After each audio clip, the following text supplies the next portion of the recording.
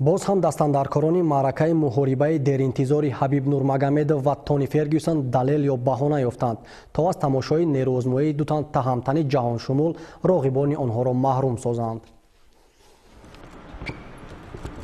кулли мухлисони муҳорибаҳои омехта баъди интишор ёфтани як гузориш дар қайди ноумедӣ афтоданд, чаро ки рақобати деринтизори размандагони соҳибноми фароҷаҳонӣ Ҳабиб Нурмагомедов ва Тони Фергюсон, ки ба қасди дарёфти унвони қаҳрамони муваққатӣ дар вазни сабук дар доираи созмони бонуфузи UFC 223 сурат мегирифт, лағв шуд.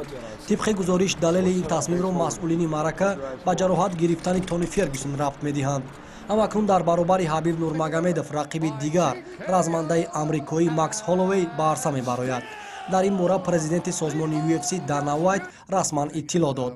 ёдовар мешавем ки набард миёни Ҳабиб Нурмагомедов ва Тони Фергюсон барои чорумин бор аст ки бо сабабу баҳонаҷӯиҳои мухталиф беэътибор дониста мешавад.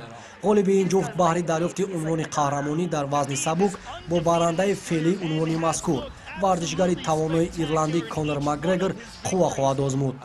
ҳамакнун баргузории разми Ҳабиб Нурмагомедов ва Макс Холлоуей дар доираи рақобатҳои созмони UFC 223 оид ба муҳорибаҳои омехта 7 апрели соли равон дар варзишгоҳи Барклай Сентри шаҳри Бруклини Иёлоти Муттаҳидаи Амрико дар назар аст.